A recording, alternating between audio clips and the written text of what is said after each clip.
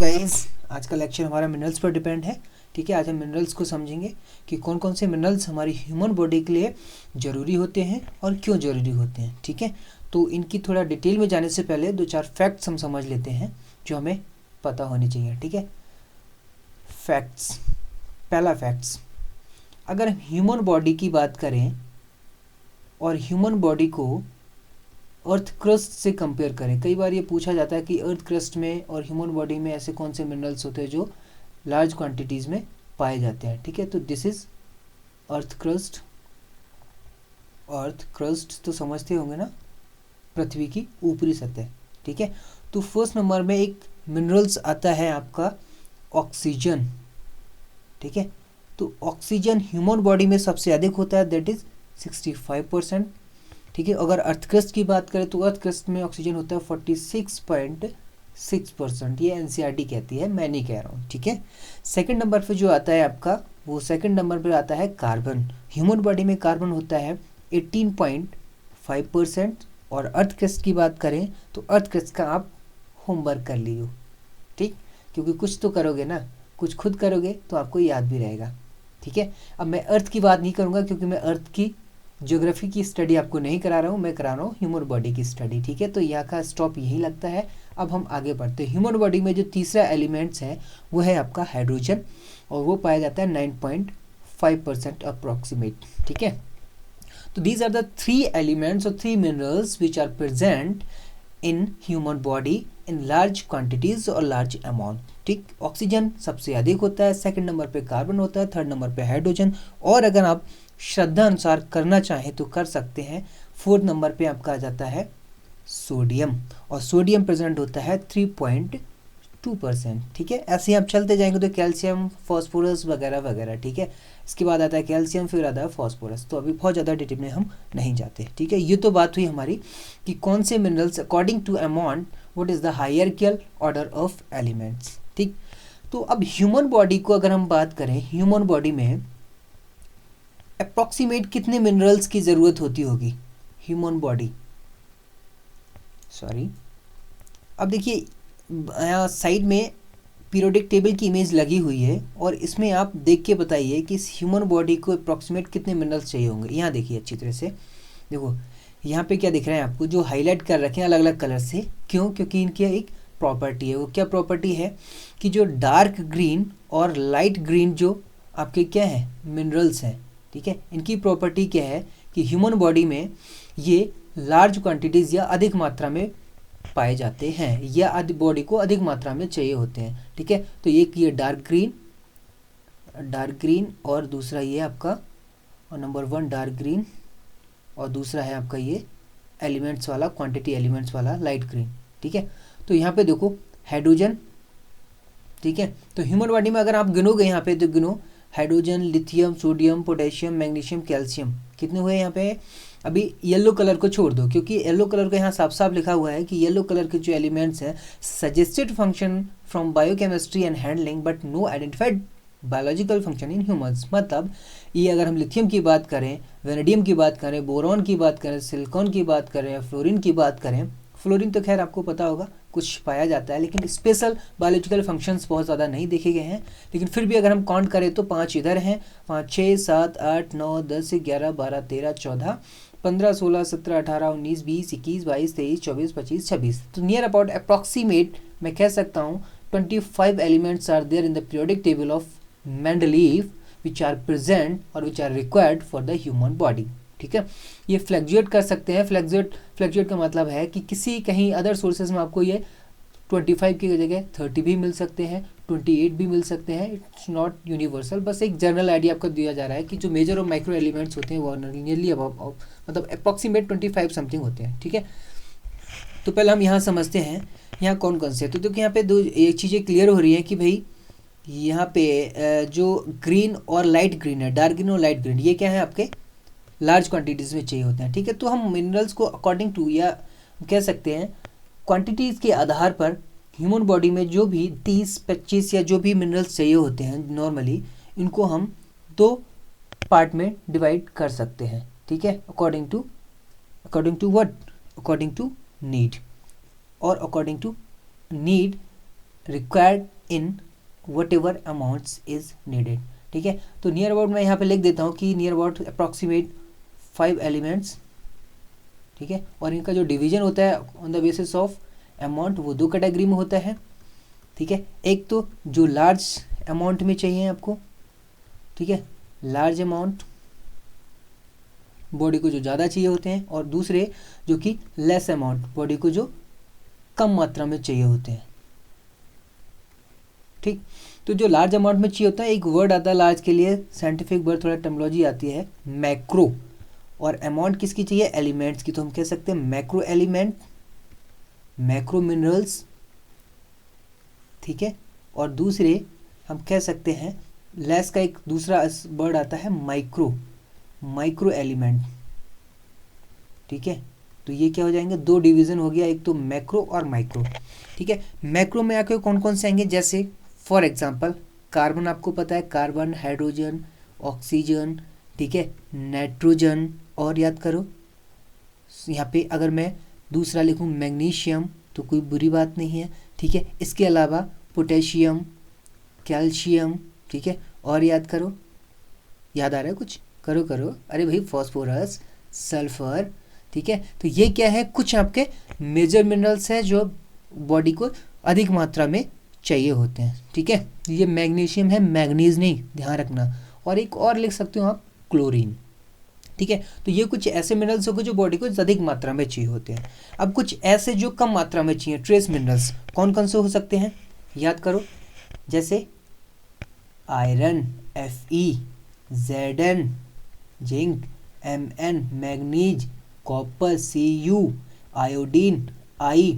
ठीक है, और कौन से हो सकते हैं आपके, याद करो, एक दो और होते हैं, एक दो और हैं जो आपको याद होने चाहिए, जैसे एक फ्लोराइड, F, हमने बात की थी ऊपर अभी, F fluoride.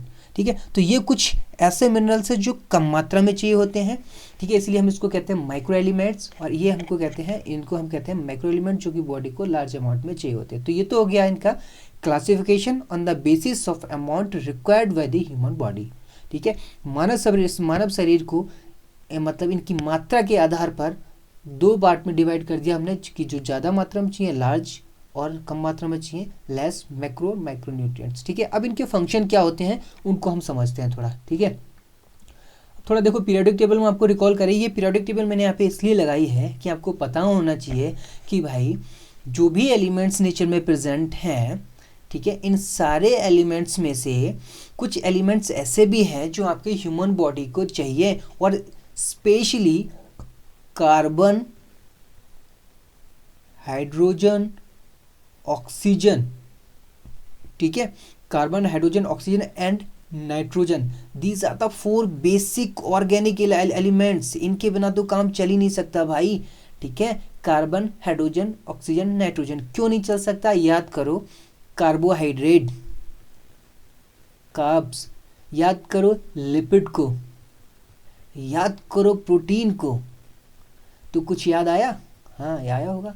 Carbon, hydrogen, oxygen main component थे, लिपिड में क्या थे, carbon, hydrogen, oxygen, phosphorus main component थे, प्रोटीन में क्या थे, कार्बन, हाइड्रोजन, ऑक्सीजन तो था ही था, नाइट्रोजन, सल्फर मेन कंपोनेंट थे ना, लेकिन नाइट्रोजन और सल्फर या सल्फर वाले केवल 2 ही अमीनो एसिड्स थे, सिस्टीन और मैथ्योनिन, इसलिए, लेकिन मेजरली कार्बन, हाइड्रोजन, ऑक्सीजन और नाइट्रोजन तो थे ही थे। तो जो बेसिक एलिमेंट्स हैं, ठीक है, जो सेल में आपके जो जनरली प्रेजेंट होते हैं मैक्रो मॉलिक्यूल्स, या जो मॉलिक्यूल्स एसेंशियल प्रेजेंट होते हैं सेल में, जैसे आपका प्रोटीन, लिपिड, कार्बोहाइड्रेट और डीएनए वगैरह, उनमें कार्बन, हाइड्रोजन और ऑक्सीजन चाहिए ही चाहिए, उनके बिना तो सेल फंक्शन, सेल का स्ट्रक्चर बन ही नहीं सकता। ठीक है, तो इसलिए अच्छी तरह से समझ लीजिए कि भाई बिना एलिमेंट्स के आपका ह्यूमन बॉडी का फॉर्मेशन नहीं हो सकता। तो कितनी आश्चर्यजनक बात है ना, सोचने वाली बात है। Elements are the non living components, and when these non living component form a special structure or special molecules by combining, then they form a living body। मतलब एक नॉन लिविंग पार्ट ही लिविंग बॉडी को बना रहा है। हम क्या है, living है, लेकिन अगर हमें एनालिसिस किया जाए, हमें जला के, मार के, या बॉडी से कोई भी पार्ट निकाल के एनालिसिस किया जाए, तो फाइनल आउटपुट क्या आएगा, एलिमेंट्स का, या तो कार्बन निकलेगा, या हाइड्रोजन, या ऑक्सीजन वगैरह वगैरह। ठीक है, तो मिनरल्स का रोल यहाँ तक क्लियर। अब बात है इनके फंक्शन की, ठीक है। थोड़ा सा और बेसिक थ्योरी समझ लेते हैं मैक्रो और माइक्रो न्यूट्रिएंट्स। यहाँ पे देखो, यहाँ पे ये आपके मैक्रोन्यूट्रिएंट्स और माइक्रोन्यूट्रिएंट्स क्या होते हैं, ठीक है। इसमें बेसिकली जो आपको याद रखना है वो ये कि कौन से न्यूट्रिएंट्स के क्या फंक्शन होते हैं, ठीक है। ओके, अब थोड़ा सा इनके ब्रीफ नॉलेज और लेते हैं मैक्रो और माइक्रोन्यूट्रिएंट्स की, ठीक है। यहाँ पे देखो साइड में जो स्लाइड लगी हुई है, इसमें 2-4 पॉइंट्स जो आपको और याद रखने हैं वो यहाँ पे देखिए। ये तो हम पहले पढ़ चुके हैं कि macronutrients this required in large amount, ठीक है, and micronutrients this required in small amount, ठीक है। मैक्रोन्यूट्रिएंट्स इंक्लूड कौन कौन से होते हैं? Carbon, hydrogen, oxygen, nitrogen, phosphorus, sulphur, potassium वगैरह वगैरह, ये पहले पढ़ चुके हैं। और माइक्रोन्यूट्रिएंट्स में iron, manganese, copper, molybdenum, zinc, boron, chlorine वगैरह वगैरह, ठीक है, निकल, ये हम पहले डिस्कस कर चुके हैं उसमें, ठीक है। अब यहाँ पे देखो, these are non toxic slightly excessive quantity. अगर थोड़े ज़्यादा भी हो जाए तो ये शरीर को बहुत नुकसान नहीं पहुँचाते, मतलब नॉन टॉक्सिक होते हैं। बट जो ट्रेस एलिमेंट्स हैं, माइक्रो एलिमेंट्स हैं, वो क्या है, टॉक्सिक इफेक्ट शो करते हैं। अगर थोड़े भी ज़्यादा हो गए तो मतलब इनकी एक्सेस अमाउंट हमारी बॉडी के लिए खतरनाक होती है, ठीक है। दूसरा जो पॉइंट हमें याद रखना है। तीसरा next point, some micronutrients contribute in the development of osmotic potential in the cell. Osmotic potential आप समझते हैं, वाटर की कंटेंट या वाटर के अमाउंट को बनाए रखना अंदर। ऑस्मोटिक मतलब ऑस्मोसिस, ऑस्मोटिक बना है ऑस्मोसिस से। पोटेंशियल मतलब उसके अंदर क्वांटिटी कितनी है, पोटेंशियल कितनी है, ठीक है। उससे क्या होता है, ऑस्मोटिक प्रेशर, टर्गल प्रेशर मेंटेन रहता है सेल्स का, ठीक है। एंड तो मैक्रो और माइक्रोन्यूट्रिएंट्स, तो आपसे मे भी अगर पूछा जाए कि माइक्रो और मैक्रो में से कौन से ऐसे न्यूट्रिएंट्स हैं जो ऑस्मोटिक पोटेंशियल में अपना कंट्रीब्यूशन प्ले करते हैं, ठीक है, तो आपको याद रखना चाहिए मैक्रो न्यूट्रिएंट्स। तो मैक्रो न्यूट्रिएंट्स कौन से होते हैं, स्पेशली आप याद रखो सोडियम, पोटेशियम, ठीक है। और बाकी कार्बन, हाइड्रोजन, ऑक्सीजन तो होते हैं, वो जनरली स्ट्रक्चर है, लेकिन जो स्पेशली इनमें रोल करते हैं सोडियम, पोटेशियम वगैरह, ठीक है। They do not play any role in the development of osmotic potential. तो यहाँ पे कीवर्ड क्या है, ऑस्मोटिक पोटेंशियल, ठीक है। तो पूरी जो थ्योरी यहाँ पे लिखी हुई है, पूरा चट्टा जो खुला हुआ है उस पर ध्यान नहीं देना है, बस मैं आपको कीवर्ड अंडरलाइन कर रहा हूँ, उस पर ध्यान दीजिए, ठीक है। तो अब हम मेनली बात करते हैं बायोलॉजिकल फंक्शन की, जहाँ से कि खासकर से क्वेश्चन पूछे जाते हैं, ठीक है। Biological function are the most important point you have to remember forever. Iron, ठीक, किस लिए ज़रूरी होता है तो आपको पता होगा। हीमोग्लोबिन जो कि बॉडी में ऑक्सीजन को ट्रांसपोर्ट करता है हीमोग्लोबिन फॉर्मेशन के लिए, और एक दूसरा मायोग्लोबिन जो कि मसल्स में प्रेजेंट होता है, मसल्स को पिंक कलर प्रोवाइड करता है। इनके दोनों के फॉर्मेशन के लिए या इन दोनों के प्रोडक्शन के लिए आयरन बहुत जरूरी होता है। अगर आयरन की कमी हुई तो आपके अंदर मायोग्लोबिन कम हो जाएगा, हीमोग्लोबिन कम हो जाएगा। हीमोग्लोबिन कम हुआ तो ऑक्सीजन का ट्रांसपोर्टेशन नहीं होगा, और ट्रांसपोर्टेशन कम हुआ तो आपको फटीगनेस, टायर्डनेस जैसे लक्षण दिखने लग जाएंगे। साइटोक्रोम और अदर एंजाइम, साइटोक्रोम आपको इलेक्ट्रॉन ट्रांसपोर्ट चेन में बहुत रोल प्ले करता है, ठीक है। मतलब एनर्जी प्रोडक्शन में भी कहीं ना कहीं इसका रोल है। क्यों? क्योंकि अगर साइटोक्रोम कम हुआ तो एनर्जी प्रोडक्शन नहीं होगा, एनर्जी प्रोडक्शन नहीं होगा तो आपको पता है क्या होगा, ठीक है। Iron is one of the primary metal involve in the lipid oxidation. जिस तरह से ग्लूकोज का ऑक्सीडेशन होता है, ग्लूकोज से एनर्जी निकलती है, इसी तरह से लिपिड का भी ऑक्सीडेशन होता है, ठीक है। लिपिड भी ऑक्सीडाइज होती है, तो लिपिड के ऑक्सीडेशन में आयरन बहुत ज़रूरी है। अब इसकी रॉकेट केमिस्ट्री समझने की ज़रूरत नहीं है, बस समझ लो। लेकिन मेन जो आपको याद रखना है वो ये कि आयरन मतलब Fe, मेन जो याद रखना है एक तो हीमोग्लोबिन, ठीक है, और एक मायोग्लोबिन Mb, दोनों में बहुत ज़्यादा इंपॉर्टेंट है इनके प्रोडक्शन के लिए, ठीक है।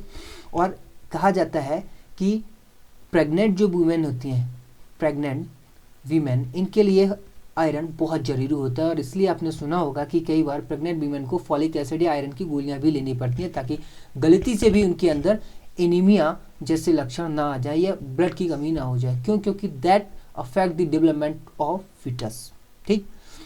नेक्स्ट, जिंक, ये यहाँ पे सोर्सेज दिए हैं कहाँ से मिल सकता है, ठीक है। अगर ये आपके आउट ऑफ रेंज जा रहे हो तो नीचे एक नेक्स्ट सेकंड टेबल है, वहाँ से आपके इजीली सोर्सेस आपको मिल सकते हैं। वैसे मैं बता दूं कि आयरन के अगर हम सोर्सेस की बात करें, ठीक है, सोर्सेस, तो बेस्ट सोर्सेस क्या होते हैं, जितनी भी डार्क ग्रीन वेजिटेबल्स हैं। डार्क ग्रीन वेजिटेबल्स मतलब जैसे पालक, स्पिनच, ठीक, गोभी, डार्क ग्रीन, ठीक। इसके अलावा मेथी, पत्ते वाली मेथी, ठीक है, मतलब जितनी भी पत्ते वाली सब्जियां और डार्क ग्रीन है वो स्पेशली इसमें क्या होता है, आयरन अधिक मात्रा में होता है। क्यों? कारण इसका ये है क्योंकि डार्क ग्रीन होने के कारण क्या होता है, तो डार्क ग्रीन होने का कारण उनके अंदर की क्लोरोफिल प्रेजेंट होना, और क्लोरोफिल का जो मॉलिक्यूल्स होता है उसके सेंटर में आयरन प्रेजेंट होता है, इसलिए डार्क ग्रीन वेजिटेबल्स में आयरन अच्छी तरह से पाया जाता है। ठीक, आगे बात करते हैं जिंक की। जिंक किसके लिए जरूरी होता है? मेटाबॉलिज्म ऑफ, किसके लिए? Lipid, protein, carbohydrate. अब मेटाबॉलिज्म का मतलब समझते हैं ना, चलो थोड़ा सा बता देते हैं। मेटाबॉलिज्म का मतलब होता है, metabolism equal catabolism, catabolism plus anabolism. अब आप सोच रहे होंगे यार ये तो समझाने की बजाय टिपिकल बना दिया ना। अरे भाई पहले टिपिकल बनेगा, उसके बाद में फिर इजी हो जाएगा एनाबॉलिज्म। ठीक है, तो एनाबॉलिज्म और कैटाबॉलिज्म मिलकर क्या बनाते हैं? मेटाबॉलिज्म बनाते हैं। आगे समझ में नहीं आया? चलिए अब समझ लो। कैटाबॉलिज्म का मतलब होता है डिस्ट्रक्शन, डिस्ट्रक्शन। ठीक है, एनाबॉलिज्म का मतलब होता है कंस्ट्रक्शन। अब तो समझ में आ गया? अभी भी नहीं आया? चलो अभी भी नहीं आया तो एग्जाम्पल समझ लो तब आ जाएगा। ठीक है, डिस्ट्रक्शन मतलब हमको पता है किसी चीज़ का टूटना। टूटना जैसे मान लिया यहाँ पे आपको 3 मॉलिक्यूल्स दिए गए थे, एक तो लिपिड, ठीक है, दूसरा प्रोटीन और तीसरा कार्बोहाइड्रेट। तो ये कौन किस में टूटेगा? लिपिड टूटेगा किस में? फैटी एसिड में, मतलब बसीय अम्ल में। बसा किस में टूटेगी? बसीय अम्ल में। फैटी मतलब फैटी एसिड, फैट लिपिड को क्या कहते हैं? बसा। बसा किस में टूटेगी? बसीय अम्लों में। ठीक है, प्रोटीन किस में टूटेगी? अमीनो एसिड्स में। अमीनो एसिड्स मतलब अमीनो अम्ल में। ठीक है, और कार्बोहाइड्रेट किस में टूटेगा? कार्बोहाइड्रेट टूटेगा simple sugars like glucose, like glucose, ये जी है भाई वो। ठीक है, लाइक फ्रक्टोज और लाइक गैलेक्टोज। ठीक है, तो ये है इनका टूटना। तो ये जो टूटे की जो प्रोसेस होती है वो कहलाती है डिस्ट्रक्शन, या फिर साइंस की भाषा में जिसे हम कहते हैं कैटाबॉलिज्म। कंस्ट्रक्शन का मतलब निर्माण होना। निर्माण होने का मतलब है कि अब इसका जस्ट रिवर्स कर दो। अमीनो एसिड से जब प्रोटीन बनेगी, बहुत सारे अमीनो एसिड्स मिलकर प्रोटीन बनाएंगे, तो क्या हो जाएगा? वो कंस्ट्रक्शन की प्रोसेस हो जाएगी। ग्लूकोज के मॉलिक्यूल जब एक्सेस हो जाते हैं तब ये ग्लूकोज ग्लाइकोजन में कन्वर्ट होता है, तो वो क्या कहता है? कंस्ट्रक्शन की प्रोसेस है। फैटी एसिड्स मिलकर जब लिपिड का फॉर्मेशन करेंगे तो क्या हो जाएगा? वो कंस्ट्रक्शन की प्रोसेस हो जाएगी। ठीक है, तो अब समझ में आ गया ना। तो जो आपका जो डाइजेशन होता है वो क्या होता है? कैटाबॉलिज्म होता है। ठीक है, मतलब डिस्ट्रक्शन होता है। और इसके अलावा अंदर जाके जब अमीनो एसिड प्रोटीन का फॉर्मेशन होता है, मसल्स बनती हैं, वो क्या है? आपका कंस्ट्रक्शन की प्रोसेस है। ठीक है, तो यहाँ पे अब क्या करता है? फिर से आ जाओ, अपनी टेबल पे आ जाते हैं। ठीक है, टेबल में यहाँ पे क्या करता है कि जिंक जो है वो सबसे अधिक रोल प्ले करता है किसमें? Metabolism of lipid, lipid, protein and carbohydrate. तो अब मेटाबॉलिज्म का मतलब है कि यहाँ पे जो टूट रहे हैं और बन रहे हैं, यहाँ पे बायोकेमिकल रिएक्शंस होती हैं। ठीक है, उन बायोकेमिकल रिएक्शंस को फॉरवर्ड करने में जिंक का बहुत बड़ा रोल होता है। ठीक है, इसके अलावा synthesis and metabolism of nucleic acid.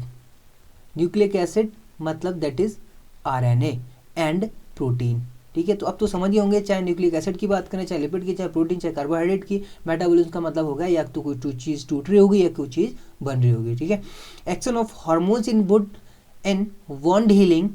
ठीक है, मतलब इसका दूसरा रोल बता रहा है कि भाई जो आपके घाव भरते हैं, वॉन्ड हीलिंग का मतलब चोट लग गई, घाव भरना। ठीक है, उनमें जिंक का बहुत बड़ा रोल है। अगर जिंक प्रॉपर मात्रा में है तो घाव तेजी से भरेंगे, और कम है तो घाव की रेट, भरने की रेट हल्की हो जाएगी, कम हो जाएगी। ठीक है, दूसरा क्या कह रहा है? Reduced viral penetration, inhibit proteases involve in viral capsid. मतलब सीधी भाषा में अगर मैं आपको कहूँ तो जिंक का दूसरा नाम होता है इम्यूनिटी इंक्रीज करना, मतलब आपके शरीर की प्रतिरक्षा जो तंत्र है उसको मजबूत करना। ठीक है, ताकि बीमारी के प्रति लड़ने की क्षमता बनी रहे। ठीक हो गया, तो जिंक आपके प्रतिरक्षा तंत्र को भी मजबूत करता है और ये ग्रोथ में भी हेल्प करता है। ग्रोथ मतलब जब आपकी हाइट बढ़ रही होती है तो वहाँ भी जिंक हेल्प करता है। मैग्नीज का कहाँ कहाँ रोल है? ठीक है, manganese function as a enzyme activator. अगर एंजाइम एक्टिवेट नहीं होंगे तो जितनी भी जैव रासायनिक या बायोकेमिकल रिएक्शंस अंदर हो रही हैं वो प्रॉपर नहीं हो पाएंगी, और प्रॉपर रिएक्शंस नहीं हो पाएंगी तो क्या होगा? जाहिर सी बात है कि कोई भी बायोकेमिकल रिएक्शंस के ना होने से हमारी बॉडी की क्या हो जाएगी? मल फंक्शन हो जाएगी। ठीक है, दूसरा manganese essential for bone formation, हड्डियों के निर्माण के लिए मैग्नीज बहुत जरूरी होता है। ठीक है, regeneration of red blood cells, carbohydrate metabolism, ठीक है, जो सेकेंडरी फंक्शन को हम छोड़ देते हैं, enzyme activator essential for bone formation. ठीक है, इसके अलावा it repair maintenance and epithelial tissue, ये क्या कर रहा है, जो एपिथेलियल टिश्यू मतलब आपकी जो स्किन, जो त्वचा होती है उसमें जो टिश्यू डैमेज हो जाते हैं, ठीक है, नष्ट हो जाते हैं, उनको ये क्या करता है, रिपेयर करने में भी हेल्प करता है। ठीक है, इसके अलावा इन यूरिया सिंथेसिस बहुत सारे यहाँ पे फंक्शंस आप कर सकते हैं, जो मेजर फंक्शन है आप कह सकते हैं। ठीक है, यहाँ पे रिपेयर हो गया, बोन फॉर्मेशन हो गया, यूरिया सिंथेसिस हो गया, अमीनो एसिड मेटाबॉलिज्म हो गया, ग्लूकोज ऑक्सीडेशन हो गया, क्योंकि एक मिनरल्स का कोई एक पर्टिकुलर फंक्शन नहीं होता, उसके बहुत सारे फंक्शन होते हैं। ठीक है, नेक्स्ट कॉपर का कहाँ का रोल है। कॉपर आपका हीमेटोपोइसिस में पार्टिसिपेट करता है। हीमेटोपोइसिस का मतलब होता है formation of red blood cells, RBC का बनना। ठीक है, तो आरबीसी के बनने में कॉपर का बहुत बड़ा रोल है। कहते हैं ना कि कॉपर, फॉलिक एसिड और आयरन अगर ये कम हो गए तो ब्लड कम हो जाता है, और ब्लड कम हुआ तो ऑक्सीजन की कैरिंग कैपेसिटी भी कम होगी, मतलब ऑक्सीजन को ले जाने वाला हीमोग्लोबिन भी कम हो जाएगा। ठीक, reduction in absorption metabolism of iron, iron का मेटाबॉलिज्म कम हो जाए, मतलब आयरन के बनने की दर और फूड से आयरन को एब्जॉर्ब करने की जो रेट है वो भी कम हो जाएगी। मतलब आप फूड डाइट में पालक, ग्रीन वेजिटेबल्स इंक्लूड करो, लेकिन वो प्रॉपरली एब्जॉर्ब नहीं हो पाएंगी अगर आपकी डाइट में कॉपर नहीं है तो। ठीक है, तो आयरन के अवशोषण के लिए, एब्जॉर्प्शन के लिए भी कॉपर की ज़रूरत पड़ती है। ठीक, formation of pigment of melanin, melanin जो आपके फेयर कॉम्प्लेक्शन या डार्क कॉम्प्लेक्शन, गोरे, काले, सांवले रंग के लिए जिम्मेदार होता है, उसके निर्माण में भी इसका रोल होता है। स्किन पिगमेंटेशन मतलब वही हुआ मेलानिन का फॉर्मेशन होना, और फॉर्मेंटेशन। ठीक है, बोन फॉर्मेशन पहला ही है, आपको पता ही है। Next cobalt, red blood cell formation, maintenance of nerve tissue, nerve tissue मतलब न्यूरॉन जो सिग्नल्स ले जाती हैं इधर उधर बॉडी के डिफरेंट पार्ट्स में। ठीक है, मतलब त्वचा से ब्रेन, स्पाइनल कॉर्ड तक, और स्पाइनल कॉर्ड से त्वचा तक, तो वो होते हैं आपके न्यूरॉन या नर्व सेल, उनसे मिलकर जो टिश्यू बनते हैं वो बनते हैं आपके नर्व टिश्यू। ठीक है, इसके अलावा वेरियस एंजाइम को एक्टिवेशन का काम करती हैं और विटामिन B12 का सिंथेसिस करती हैं। तो तीन चीज़ें यहाँ पे आई हैं, एक तो कॉपर और एक आयरन जो भी आप पढ़ चुके, और अब आया है आपका कोबाल्ट। ये दोनों ब्रह्मा विष्णु महेश जैसी दोस्ती रखते हैं, ये तीन जहाँ होंगे वहाँ ब्लड अच्छी तरह से बनता रहेगा। मतलब ब्लड फॉर्मेशन या रेड बीसी, आरबीसी के फॉर्मेशन के लिए इन तीनों का होना बहुत ज़रूरी है, कोबाल्ट और आयरन और कॉपर। ठीक है, एक और आता है आपका फॉलिक एसिड, फॉलिक एसिड। ठीक है, ये सब ब्लड फॉर्मेशन के लिए बहुत ज़रूरी होते हैं। आगे बढ़ें। ठीक है, अब देखो नेक्स्ट है आपका आयोडीन। आयोडीन कहाँ ज़रूरी होता है। आयोडीन की कमी से कहा जाता है कि घेंगा रोग हो जाता है, सुना होगा। अब घेंगा रोग हो जाता है, जो जाहिर सी बात है कि घेंगा कहाँ होता है, गले में। गले में कौन सी ग्रंथि होती है, थायराइड ग्रंथि। थायराइड ग्रंथि से कौन सा हार्मोन निकलता है, थायराइड हार्मोन। तो जाहिर सी बात है कि आयोडीन अगर कम हुआ तो थायराइड हार्मोन भी कम बनेंगे। मतलब थायराइड हार्मोन के रॉ मटेरियल की फॉर्म में, प्रिकर्सर की फॉर्म में आयोडीन का बहुत बड़ा रोल है। ये अच्छी तरह से आपको थायराइड हार्मोन सीक्रेट बनाए रखनी है, रेट बनाए रखनी है, तो आपको आयोडीन लेती रहनी होगी। अगर आयोडीन की कमी हुई तो थायराइड हार्मोन डिसऑर्डर हो जाएंगे, और थायराइड हार्मोन्स का मेटाबॉलिज्म को रेगुलेट और कंट्रोल करने में बहुत बड़ा रोल होता है। कई बार पूछा जाता है कि थायरॉक्सिन और थायरॉक्सिन, टेट्राथायरॉक्सिन, कई सारे हार्मोन्स होते हैं कि थायराइड हार्मोन्स को सिंथेसाइज करने के लिए किस एलिमेंट की ज़रूरत होती है, तो दैट इज आयोडीन। ठीक है, तो आयोडीन थायराइड हार्मोन्स को सीक्रेट करने के लिए या बनाने के लिए बहुत ज़रूरी होता है। और थायराइड हार्मोन्स होंगे तो जाहिर सी बात है आपकी जो मेटाबॉलिज्म है वो क्या हो रहेगी, रेगुलेट रहेगी। मतलब इनडायरेक्टली आप ये भी कह सकते हैं कि आयोडीन मेटाबॉलिज्म को रेगुलेट करने में स्पेशल भूमिका अदा करता है। दूसरा थर्मो रेगुलेशन, थर्मो मतलब टेम्परेचर, रेगुलेशन मतलब नियमन, आपके शरीर का तापमान बनाए रखना उचित डिग्री पर। उचित डिग्री क्या होती है पता होगा, 37 डिग्री सेल्सियस। ये उचित डिग्री सेल्सियस तापमान होता है आपके शरीर का। अगर इससे अधिक तापमान हुआ तो अधिक तापमान होने पर आपकी त्वचा, आपकी स्किन स्वेटिंग करने लगती है, पसीना उत्सर्जित करने लगती है, जिससे आपका टेम्परेचर डाउन हो जाता है। तो इस पूरी प्रोसेस में भी आयोडीन का काफ़ी महत्वपूर्ण रोल होता है, ठीक है। इसके अलावा बहुत सारे फंक्शन है, रिप्रोडक्शन में इसका रोल होता है, ग्रोथ डेवलपमेंट में इसका रोल होता है, ग्रोथ का मतलब वही आपकी वृद्धि होना, रेड वीसी फॉर्मेशन में इसका होता है, लेकिन सबसे मेन जो आपको याद रखना है that is thyroid hormones. This is the most important point about the iodine, ठीक। नेक्स्ट सेलेनियम, काफ़ी कम मात्रा में चाहिए होता है, लेकिन चाहिए होता है भाई, इसके साथ कंप्रोमाइज़ नहीं करना, ठीक है। प्रोटेक्ट, क्या काम होता है इसका, protect cell from deleterious effect of peroxides. Actually क्या होता है, हमारे शरीर में जो रिएक्शंस होती हैं उनके बाई प्रोडक्ट भी निकलते हैं जिनको आप फ्री रेडिकल्स या मुक्त मूलक कहते हैं, जिसमें एक पेरोक्साइड भी होता है, तो वो सेल को डैमेज कर देते हैं, नष्ट कर देते हैं, ख़त्म कर देते हैं, मार देते हैं। तो उनको बचाने में सेलेनियम का बहुत बड़ा रोल होता है, मतलब ये एंटीऑक्सीडेंट्स का भी काम करता है, ठीक है। इसके अलावा along with vitamin E to function as a biological antioxidants, आ गया ना वही बात, antioxidants to protect poly unsaturated phospholipid. जी हाँ, पॉली अनसैचुरेटेड फॉस्फोलिपिड्स। क्योंकि अगर पॉली अनसैचुरेटेड फॉस्फोलिपिड को ऑक्सीडाइज कर दिया तो आपकी सेल मेम्ब्रेन कैसे बनेगी, याद आ रहा है कुछ, हैं नहीं आ रहा, याद कर लो भाई, ये थी सेल, ये है इसकी मेम्ब्रेन, इसमें इस तरह से कुछ मॉलिक्यूल्स अरेंज थे, ठीक है, और ये किससे बनते थे, फॉस्फोलिपिड से। और अगर ये फॉस्फोलिपिड ऑक्सीडाइज होगी तो आपकी सेल मेम्ब्रेन नहीं बनेगी और सेल नहीं बनेगी। तो ये आपकी फॉस्फोलिपिड कहीं ऑक्सीडाइज ना हो जाए, इससे एनर्जी ना निकालने लगे शरीर, तो इसको बचाने का काम कौन करता है, सेलेनियम विद विटामिन ई। ये दोनों एंटीऑक्सीडेंट्स का काम करते हैं, और जो नटखट बंदर जिनको हमने मुक्त मूलक का नाम दिया है, फ्री रेडिकल्स का नाम दिया है, ऑक्सीडेंट्स का नाम दिया है, उनको कंट्रोल करने में सेलेनियम की बहुत बड़ी भूमिका होती है, ठीक। आगे बढ़ते हैं। Zinc function as a cofactor in several enzymes make stress free. ये क्या, इसका आपको मतलब एसेसरी फंक्शन है, ठीक है, कि जिंक के साथ में भी ये अपना रोल प्ले करता है। क्रोमियम क्या करता है, आगे बात करते हैं।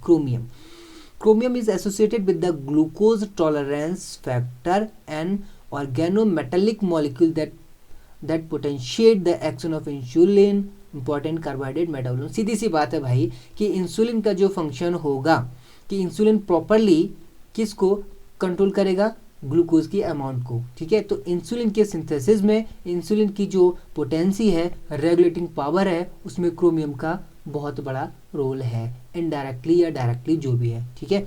तो क्रोमियम का इंसुलिन को कंट्रोल करने में, इंसुलिन की फंक्शनिंग को कंट्रोल करने में काफ़ी रोल होता है।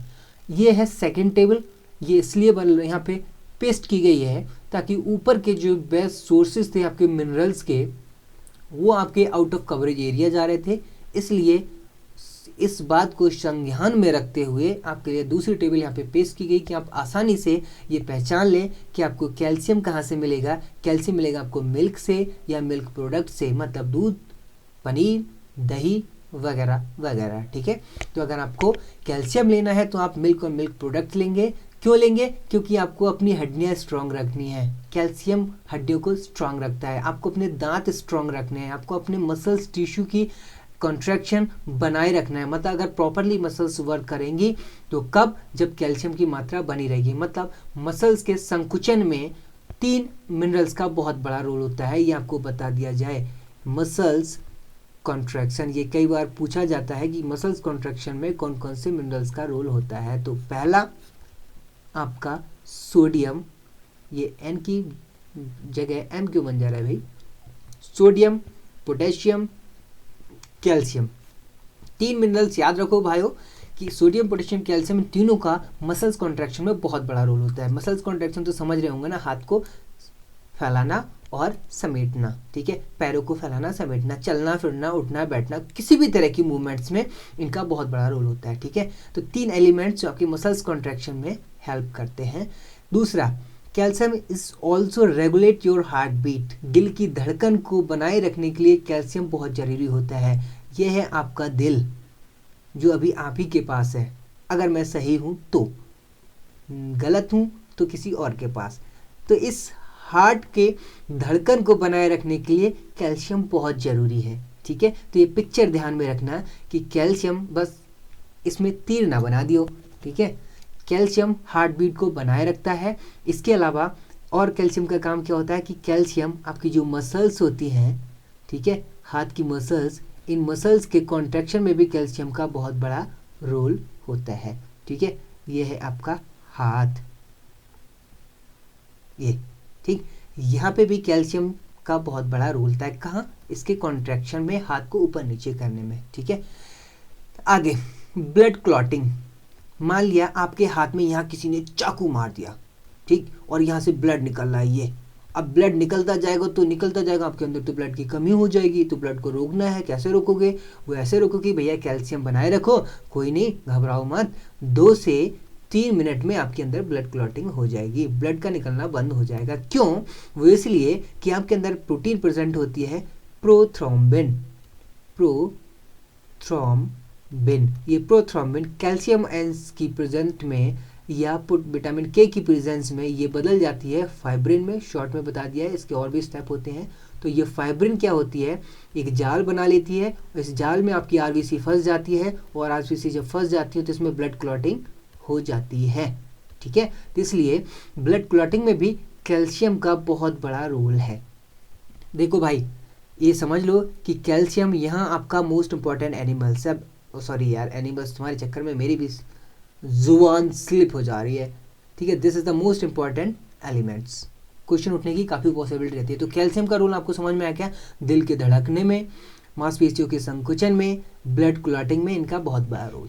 ठीक है, आगे बढ़ते हैं क्रोमियम में। क्रोमियम का रोल हम पहले भी पढ़ चुके हैं, फिर भी अगर आपको याद ना रहे तो याद कर लो कि भैया ग्लूकोज मेटाबॉलिज्म, एनर्जी के मेटाबॉलिज्म के लिए, और इंसुलिन की इफेक्टिवनेस बढ़ाने के लिए, मतलब इंसुलिन आसानी से ग्लूकोज के अमाउंट को रेगुलेट कर सके, इसमें क्रोमियम का बहुत बड़ा रोल है। ठीक है, तो क्रोमियम का रोल कहाँ हो गया? इंसुलिन की, इसमें जो की फंक्शन है इसका क्या है? ऊपर की अगर टेबल आपको कंफ्यूज कर रही हो तो नीचे की टेबल पे आ जाइयो। ठीक है, ग्लूकोज मेटाबॉलिज्म और इंसुलिन, इसलिए दूसरी टेबल यहाँ पे पेश की गई है। दिस समराइज द फंक्शन और include the main function of the minerals.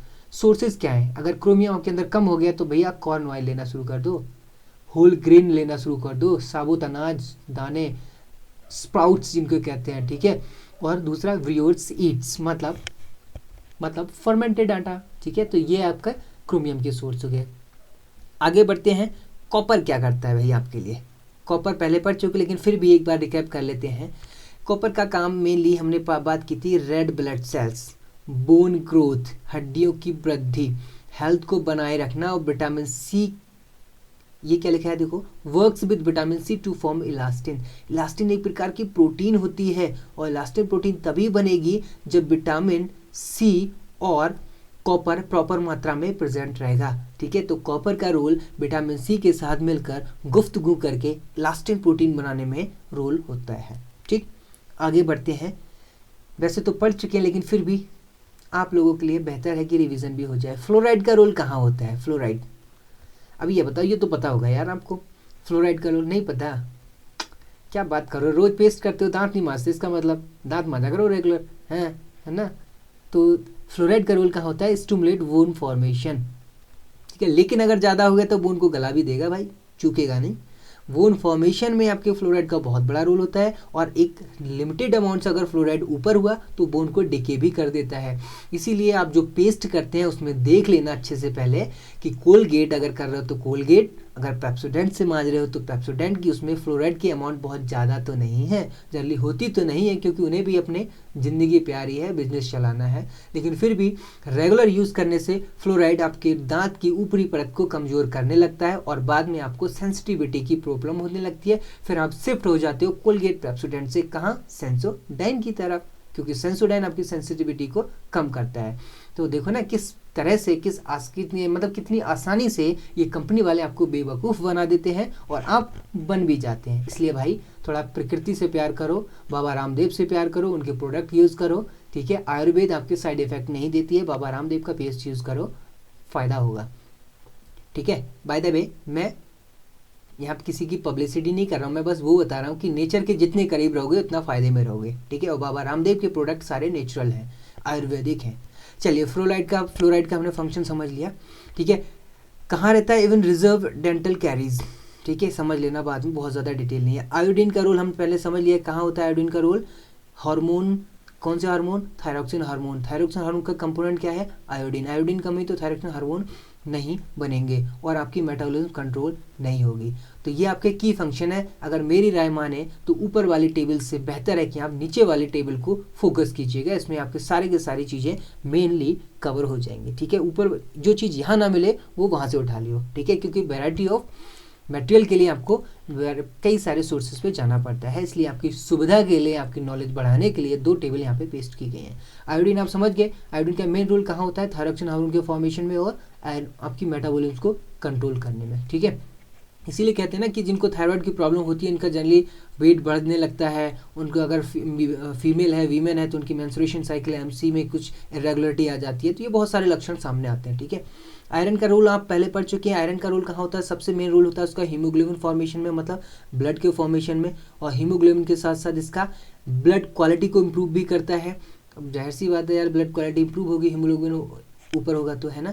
अब हीमोग्लोबिन की नॉर्मल अमाउंट क्या होनी चाहिए एक हेल्दी पर्सन में, विद यूनिट आपको पता करनी है, और पता करके आप नेक्स्ट लेक्चर में मुझे बताएंगे।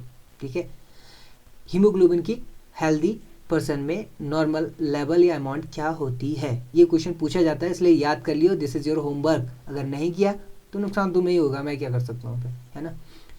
तो हीमोग्लोबिन का रोल, हीमोग्लोबिन के फॉर्मेशन में आयरन का रोल है। इसके अलावा आयरन आपकी ब्लड क्वालिटी को इम्प्रूव करता है। ठीक है, बीमारी के प्रति या स्ट्रेस के प्रति लड़ने की रेसिस्टिविटी जो है, प्रतिरोधक क्षमता है, उसको भी बढ़ाता है। ठीक है, ये सेकेंडरी फंक्शन होगा। मेन फंक्शन क्या है आपके, ब्लड फॉर्मेशन या हीमोग्लोबिन फॉर्मेशन में रोल प्ले करना।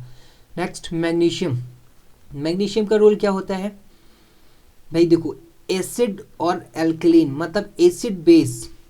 ठीक है, आपकी अगर बॉडी की पीएच मेंटेन करनी है तो इनडायरेक्टली अगर मैं यहाँ कहूँ, ठीक है, इसको थोड़ा साफ तरह से लिखता हूँ, तमीज़ से जिसको कहते हैं। ठीक है, मतलब अगर आपको अपनी बॉडी की पीएच मेंटेन रखनी है तो पीएच मेंटेन रखने के लिए आपको 2 एलिमेंट्स अच्छी मात्रा में चाहिए। और वो क्यों चाहिए, कौन कौन से एलिमेंट्स हैं आपको मैं बता दूँ। ठीक है, पीएच मेंटेन करने के लिए आपके पास 2 एलिमेंट्स हैं जो आपको अच्छी तरह से चाहिए होते हैं। एक है आपका अभी जो हम पढ़ रहे हैं वो है मैग्नीशियम, और दूसरा जो है वो है आपका फास्फोरस।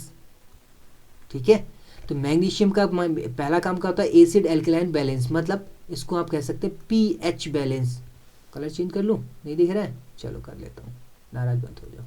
ठीक है, एसिड एल्कलाइन बैलेंस का मतलब पीएच, इसका मैग्नीशियम का यहाँ पे लिख देता हूँ मैं पीएच, पावर ऑफ हाइड्रोजन, कितनी, ब्लड की 7.4 इक्विवेलेंट पर लीटर को बनाए रखना।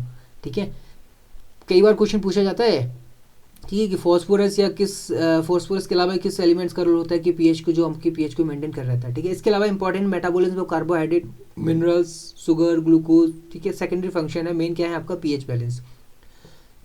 मैग्नीज का क्या रोल है भाई, मैग्नीज Mn, मैग्नीशियम मतलब Mg। ठीक है, ये इसका रोल है आपका एंजाइम एक्टिवेशन, मतलब ये एंजाइमेटिक को एंजाइम का काम करता है, एंजाइम को एक्टिवेट का काम करता है। और एंजाइम एक्टिवेट होंगे तो आपके अंदर की केमिकल रिएक्शंस प्रॉपर चलती रहेंगी, केमिकल रिएक्शंस प्रॉपर चलेंगे तो आपकी बॉडी नॉर्मल फंक्शन करेगी। Carbohydrate and fat production, carbohydrate and fat production में इसका बहुत बड़ा रोल है। क्यों, क्योंकि ये एंजाइम का एक्टिवेटर है। सेक्स हार्मोन्स मतलब टेस्टोस्टेरोन, एस्ट्रोजन, प्रोजेस्टेरोन, इनके प्रोडक्शन में मैग्नीज का बहुत बड़ा रोल है। ठीक है, तो अगर सेक्स हार्मोन्स को प्रोडक्शन को मेंटेन रखना है तो आपको मैग्नीज की अमाउंट भी मेंटेन रखनी पड़ेगी। इसके लिए आपको क्या करना है, नट्स खाने हैं, होल ग्रेन्स खाने हैं, वेजिटेबल्स, फ्रूट्स इंक्लूड करने हैं। ठीक है, ये आपको डाइट में बताया गया है कि भैया डाइट में क्या क्या चीज़ इंक्लूड करनी है ताकि आपके अंदर मिनरल्स की कमी ना हो। ठीक है, अगला है मोलिब्डेनम। मोलिब्डेनम का रोल क्या होता है कि आपके अंदर कोफैक्टर का रोल होना। कोफैक्टर का मतलब होता है एंजाइम को सपोर्ट करना, एक्टिवेट करना। ठीक है, मतलब एक सभी एंजाइम में नहीं, लेकिन कुछ लिमिटेड एंजाइम्स में ये कोई एंजाइम्स का काम करता है, कोफैक्टर का काम करता है। ठीक है, अगर ये नहीं होगा तो एंजाइम एक्टिवेट नहीं होंगे। तो मतलब इस याद रखिए कि जो खासकर जो ट्रेस एलिमेंट्स है, एक चीज़ मैं आपको बता दूं कि जितने भी ट्रेस एलिमेंट्स हैं, ट्रेस का मतलब समझ रहे हैं ना, माइक्रो एलिमेंट्स जो आपको कम मात्रा में चाहिए होते हैं, उन एलिमेंट्स में से मोस्ट ऑफ एलिमेंट्स आपके अंदर कोफैक्टर का ही काम करते हैं, मतलब एंजाइम्स का ही काम करते हैं। ये एक कीवर्ड, ठीक है, मोस्ट ऑफ, नॉट सभी। ठीक है, इसके बाद फॉस्फोरस। देखिए फॉस्फोरस का रोल कहाँ होगा, बोन डेवलपमेंट। ठीक, बोन डेवलपमेंट क्यों? क्योंकि कैल्शियम के बाद और ऑक्सीजन के बाद मैग्नीशियम फॉस्फोरस ही होते हैं जो आपके बोन में प्रेजेंट होते हैं। ठीक है, तो बोन डेवलपमेंट में फॉस्फोरस का बहुत बड़ा रोल है, important in protein fat carbohydrate utilisation. और एक चीज़ और याद रखिए कि भाई इसका पीएच मेंटेनेंस में भी रोल होता है, ध्यान रखना। ठीक है, और दूसरा कौन सा है पीएच मेंटेन करने के लिए? मैग्नीशियम, यहाँ लिखा हुआ है। ठीक है, तो फॉस्फोरस मिलेगा कहाँ सबको? मछली खाओ, अच्छा वेजिटेरियन हो तो मीट मत खाओ, ठीक, पोल्ट्री मत खाओ, एग मत खाओ, लेकिन दाने ग्रेन तो खा सकते हो, ग्रेन मतलब अनाज तो खा सकते हो भाई, अनाज खाओ। ठीक है, स्प्रॉटेड खाओ, आपको फॉस्फोरस मिलेगा। दूध पियो यार। इसके अलावा पोटेशियम का क्या रोल होता है? पोटेशियम, ठीक है, फ्लूइड बैलेंस। फ्लूइड बैलेंस हमने थोड़ी देर पहले बात की थी। ऑस्मोटिक पोटेंशियल, ऑस्मोटिक पोटेंशियल का मतलब दिस इज सेल। सेल के अंदर पोटेशियम ज़्यादा होता है और सोडियम कम होता है, मतलब सेल के बाहर सोडियम ज़्यादा होता है, सेल के अंदर पोटेशियम ज़्यादा होता है। लेकिन सेल में एक सोडियम पोटेशियम पंप भी होता है, ठीक है, जो इनको अंदर बाहर करता रहता है। और पोटेशियम और सोडियम के इनवर्ड एंड आउटवर्ड मूवमेंट से क्या होता है, हमारे सेल के अंदर ऑस्मोटिक या H2O की अमाउंट मेंटेन रहती है। ठीक है, एक तो ये रह हो गया कि हमारे अंदर फ्लूइड को मेंटेन रखना, फ्लूइड में स्पेशली H2O और अदर फ्लूइड्स को भी मेंटेन रखना, कि अगर एक्सेस क्वांटिटी है तो बाहर निकाल देना और कम क्वांटिटी होगी तो बाहर से अंदर ले लेना। ठीक है, control the activity of heart muscles. Heart muscles क्या, जितनी भी मसल्स हैं मोस्टली सभी मसल्स में उनकी एक्टिविटी, उनके कॉन्ट्रैक्शन कंट्रोल करने के लिए पोटेशियम का काफ़ी रोल होता है, क्योंकि जो नर्व और न्यूरॉन्स होती हैं वो जो सिग्नल भेजती हैं वो भी क्या होती हैं, सोडियम और पोटेशियम की आयन में चेंजेस होने के कारण ही सिग्नल ट्रांसमिट होते हैं। ठीक है, नर्वस सिस्टम एंड किडनीज के फंक्शन परफॉर्म करने में, इनकी एक्टिविटी को कंट्रोल करने में सोडियम का, पोटेशियम का बहुत बड़ा रोल है। ठीक है, तो पोटेशियम की आपका एक इंपॉर्टेंट एलिमेंट्स है, फॉस्फोरस की तरह, जैसा कि फॉस्फोरस था और जैसा कि मैग्नीज था। ठीक है, और जैसा कि आयरन था और जैसा कि आयोडीन था। ठीक, हाँ जी, ये याद करने पड़ेंगे, ऐसे ना समझो, ऐसे ना देखो। ठीक है, नेक्स्ट सेलेनियम। सेलेनियम का क्या क्या रोल होता है? Selenium protect our body tissue against what? Oxidative damage. पढ़ा था ना अभी थोड़ी देर पहले कि जो नटखट बंदर बनते हैं बायोकेमिकल रिएक्शंस के द्वारा, जिनको आप मुक्त मूलक कहते हो, जिनको आप फ्री रेडिकल्स कहते हो, उन फ्री रेडिकल्स को, उन बंदरों को कंट्रोल करने के लिए सेलेनियम क्या करता है, अपना काम शुरू कर देता है, ताकि वो बंदर कहीं नटखट शरारतें करके आपकी सेल को नुकसान ना पहुंचाए, है ना।